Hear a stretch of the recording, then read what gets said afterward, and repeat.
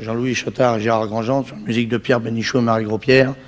Misère. De toute façon, ça n'a pas duré parce que, attention, attendez que la gauche passe, vous allez voir, en 2012. Attendez que la gauche passe, vous allez voir. Mireille Mathieu, tout ça, tous les mêmes qu'on... Au goulag! Allez, allez! Déjà 4 mois que je vous ai présenté ma vidéo sur l'affaire Balavoine.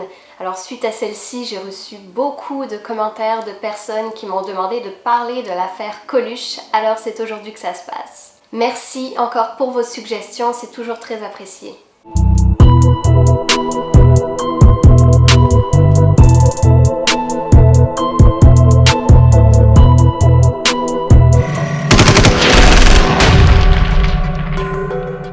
Je pense que c'est pas nécessaire de présenter Coluche, tout le monde le connaît, quoique je sais pas à quel point il était connu ou pas au Québec. Mais bon, rapidement, c'était un humoriste français né sous le nom de Michel Colucci. Il était aussi acteur, il a joué dans plusieurs grands films comme Ciao Pantin, Le Maître d'école ou L'aile ou la cuisse aux côtés de De Funès. Il a aussi créé les Restos du Cœur en 1985 qui donneront lieu chaque année au spectacle des Enfoirés en France et dont les bénéfices des ventes de spectacles, de CD ou de cassettes à l'époque, de DVD, etc. iront à l'association qui vise à donner à manger à ceux qui ont plus de misère à joindre les deux bouts. Ce qu'il faut surtout retenir en fait, c'est que Coluche était très apprécié des Français et il l'est encore même plus de 30 ans après sa mort parce qu'il n'avait pas sa langue dans sa poche, parce qu'il avait un grand cœur et parce que quelque part il voulait changer le visage terne de la France de l'époque, une chance qu'il voit pas celle d'aujourd'hui. Comme d'habitude, j'aime commencer par vous présenter les faits officiels que nous ont présentés les médias à l'époque. Le 19 juin 1986, Coluche est avec 2 de ses amis, Ludovic Paris et Didier Lavergne. Ils quittent Cannes à 16h15 pour rejoindre la ville, le petit village en fait de Opio, qui est à une vingtaine de kilomètres de Cannes, dans le sud de la France. Donc les 3 amis sont passionnés de moto, de vitesse aussi, et c'est donc à moto qu'ils vont prendre la route. Mais malheureusement, un petit peu moins de 4 km avant leur destination, à savoir la villa que Coluche avait louée, un camion, un 38 tonnes, vient brusquement couper la route de Coluche alors que ses 2 amis sont à l'arrière, un peu plus loin derrière lui, quelques mètres tout au plus. Coluche percute le camion, tête la première, sans casque, et il meurt quelques instants plus tard, vers 16h40, à l'âge de 41 ans. Je vous mets en barre de description une courte vidéo des informations de l'époque quand on a appris la nouvelle. Je peux pas vous mettre l'extrait dans la vidéo parce que c'est un lien INA, donc je n'ai pas les droits, mais c'est super important que vous alliez voir cette petite vidéo. Donc on voit le chauffeur du camion expliquer un peu ce qui s'est passé tout juste après les faits. Le chauffeur, qui s'appelle Albert Hardisson au passage, précise que Coluche allait très vite. Bon, il l'a vu juste au dernier moment, mais bon, il allait très vite. Ça dit aussi qu'il se préparait à entrer dans une décharge, que ça a comme créé une sorte de barrage si on veut et que Coluche n'avait plus de place pour passer. Donc c'est juste ça. La version officielle est la version que le chauffeur du camion a donnée. Ils n'ont pas pris en considération celle des amis de Coluche qui étaient avec lui juste derrière et qui ont vu absolument toute la scène, donc qui étaient quand même des témoins importants, on va dire. Si vous regardez le lien dont je vous ai parlé tantôt, environ vers 2 minutes 17, on voit le chauffeur qui dit exactement « J'étais engagé, je l'ai pas vu, il m'a débouché, je l'ai vu quand il m'a frappé là ». Quelque chose comme ça. Le journaliste lui demande juste après si Coluche roulait vite, ce à quoi il a répondu oui, très vite. Je peux pas vous dire à combien, mais je vous dis qu'il allait très vite. La question est, comment le chauffeur pouvait-il savoir que Coluche allait si vite que ça alors qu'il ne l'avait pas vu? Il l'a dit précisément, je l'ai pas vu. Il l'a vu vraiment dernière minute au moment de l'accident. C'est vraiment ça qu'on entend dans la vidéo et c'est plate que je puisse pas vous mettre l'extrait.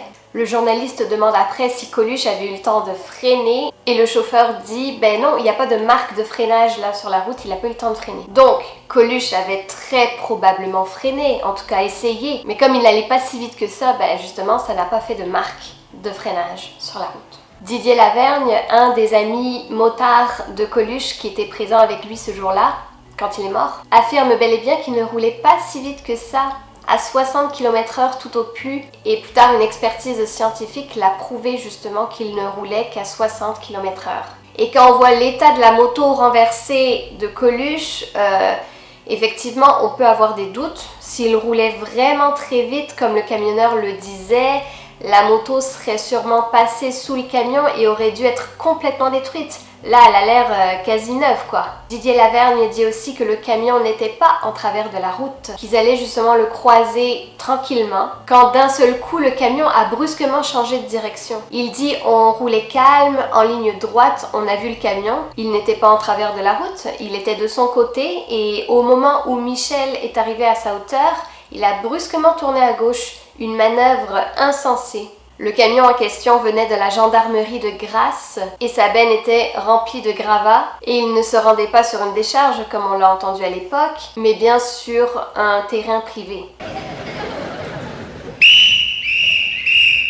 Pourquoi est-ce que les médias auraient menti concernant sa mort ? Après tout, ça faisait quand même plusieurs années qu'il était en quelque sorte dérangeant. Il a eu 16 ans de carrière. Dans le livre « La conspiration des élites n'est plus une théorie », c'est fort comme titre, on peut lire « Toutes les personnes ayant rencontré Coluche à cette époque sont unanimes. Il s'apprêtait, selon ses propres termes, à hurler sa pourriture au monde. » Il était en train de préparer un nouveau spectacle au Vitriol pour la rentrée au Zénith de Paris et dans lequel il se préparait à taper très très fort sur Mitterrand et la gauche caviar qui ne faisait rien contre le chômage.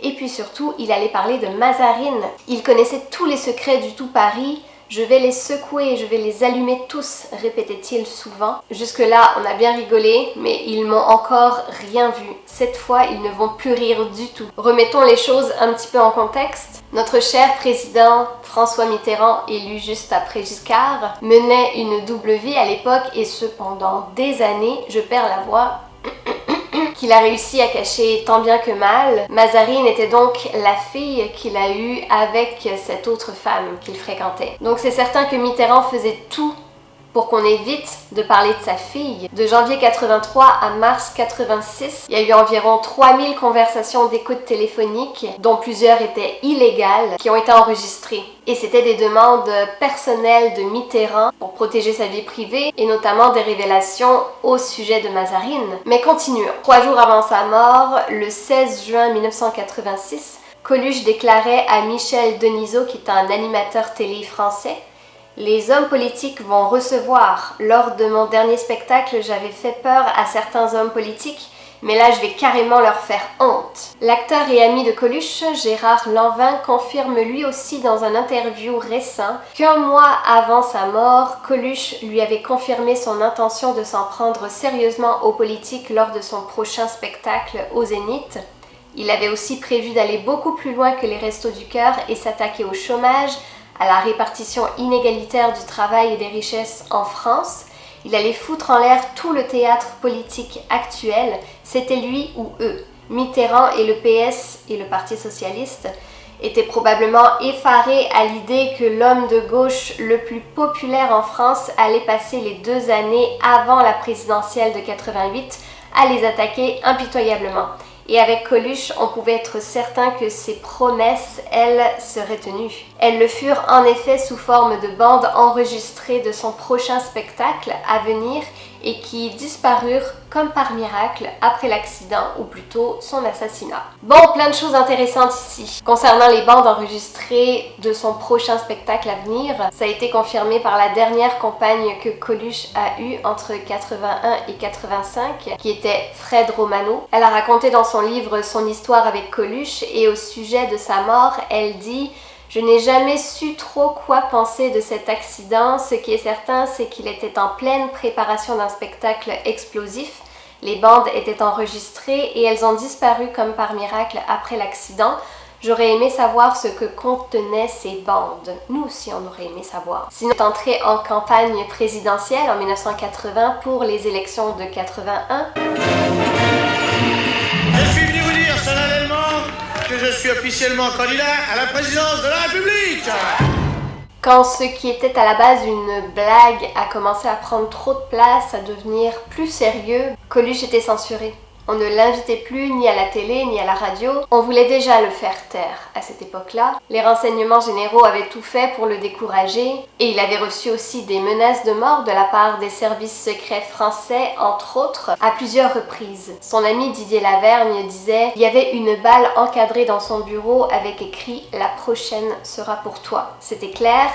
C'est-à-dire qu'on lui avait annoncé que s'il faisait trop chier, on allait le descendre.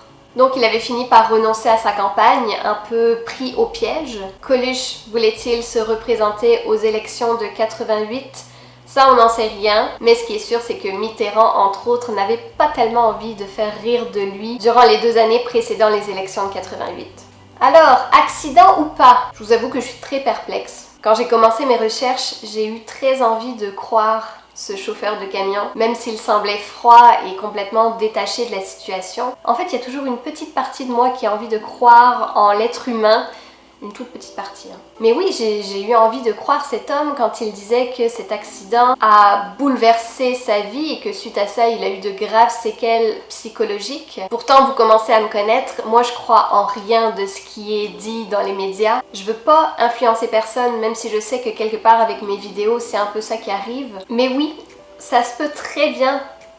Et ça arrive tous les jours que des motards décèdent suite à une vitesse trop élevée, bon là c'était pas le cas, ou simplement parce que le conducteur à côté a manqué de vigilance, ça arrive tout le temps. Sauf que là il s'agissait d'une personne très dérangeante et peut-être même plus que Balavoine. On n'a aucune preuve tangible que Coluche ait été assassiné, on a juste de très fortes suspicions parce que tout ça est suspect. Waouh, quel vocabulaire. Mais parce qu'on sait aussi que c'est très facile et depuis toujours de faire passer des meurtres pour des accidents. Il y a eu plusieurs suicides suspects sous Giscard et sous Mitterrand. Vous irez chercher par vous-même parce que je prendrai pas le risque de faire cette vidéo-là, même si ça me démange. Coluche n'a pas été élu président de la République, mais avec les Restos du Cœur, il a réussi là où les politiques ont échoué, avec des actions concrètes. Mitterrand avait-il peur d'être complètement discrédité? À vous de me dire ce que vous en pensez. En attendant ma prochaine vidéo, venez me parler sur ma page Facebook et sur mon compte Instagram. Ne fermez pas les yeux.